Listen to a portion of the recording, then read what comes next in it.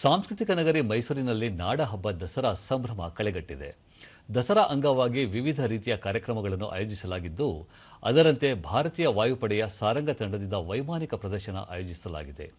ಜಿಲ್ಲಾಡಳಿತ ಮತ್ತು ಮೈಸೂರು ಅಭಿವೃದ್ಧಿ ಪ್ರಾಧಿಕಾರದ ಸಹಯೋಗದಲ್ಲಿ ನಗರದ ಬನ್ನಿಮಂಟಪ ಪಂಜಿನ ಕವಾಯತು ಮೈದಾನದಲ್ಲಿ ನಿನ್ನೆ ವೈಮಾನಿಕ ಪ್ರದರ್ಶನ ಕಾರ್ಯಕ್ರಮ ನಡೆಯಿತು.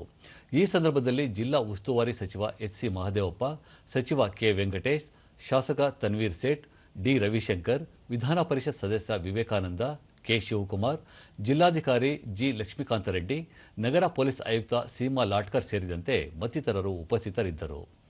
ಹಾಲ್ನೊರೆಯಂತಿದ್ದ ಮೋಡದ ಕೆಳಗೆ ನವಿಲಿನ ಚಿತ್ತಾರವಿರುವ ಲೋಹದ ಹಕ್ಕಿಗಳ ಚಮತ್ಕಾರಿ ಪ್ರದರ್ಶನ ನೆರೆದಿದ್ದ ಜನರ ಮನಸೂರೆಗೊಂಡಿತು. ಕೆಂಪು ಮತ್ತು ಬಿಳಿ ಬಣ್ಣದ ಹೊಗೆಯನ್ನು ಜೊತೆಗೆ ಬೆಂಕಿಯ ಉಂಡೆಗಳನ್ನು ಉಗುಳುತ್ತಾ ನಾ ಮುಂದೆ ನೀ ಹಿಂದೆ ಎಂಬಂತೆ ಬಾನಂಗಳದಲ್ಲಿ ಲೋಹದ ಹಕ್ಕಿಗಳು ವೈಮಾನಿಕ ಪ್ರದರ್ಶನ ನಡೆಸಿದವು.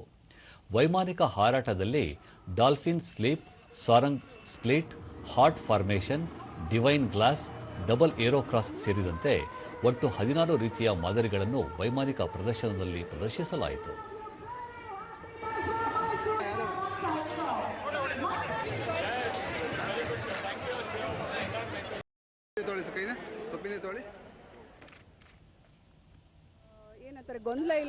ದೂರದರ್ಶನದೊಂದಿಗೆ ಮೈಸೂರು ನಿವಾಸಿ ಡಾಕ್ಟರ್ ಗೀತಾ ಮೊದಲ ಬಾರಿಗೆ ಏರ್ ಶೋ ವೀಕ್ಷಿಸಿದ್ದು ಸಂತಸ ತಂದಿದೆ ಎಂದರು.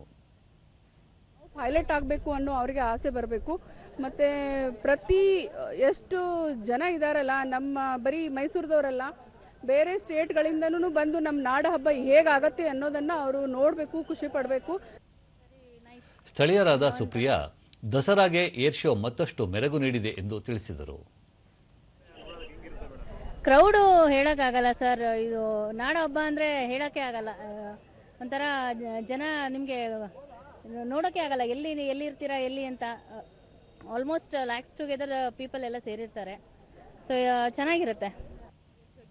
ಮತ್ತೋರ್ವ ಸ್ಥಳೀಯ ರೋಹಿಯಾ, ಈ ರೀತಿ ಪ್ರದರ್ಶನಗಳಿಂದ ಯುವ ಸಮೂಹ ಪ್ರೇರಣೆ ಪಡೆದು ವಾಯುಸೇನೆಗೆ ಸೇರಲಿ ಎಂದು ಅಭಿಪ್ರಾಯ ವ್ಯಕ್ತಪಡಿಸಿದರು. ಸೆಕೆಂಡ್ ಎಲ್ಲ ಪ್ರೋಗ್ರಾಮು ನಾವು ಒಂದು ಮಿಸ್ ಮಾಡದೆ ನೋಡ್ತೀವಿ. ತುಂಬ ಚೆನ್ನಾಗಿದೆ. ಎಲ್ಲರೂ ಮೈಸೂರಿಗೆ ಬನ್ನಿ, ದಸರಾ ಎಂಜಾಯ್ ಮಾಡಿ. ವರ್ಷ ಬರ್ತಾ ಇದ್ದೀವಿ. ಕಳೆದ ವರ್ಷನೂ ಬಂದಿದ್ದು.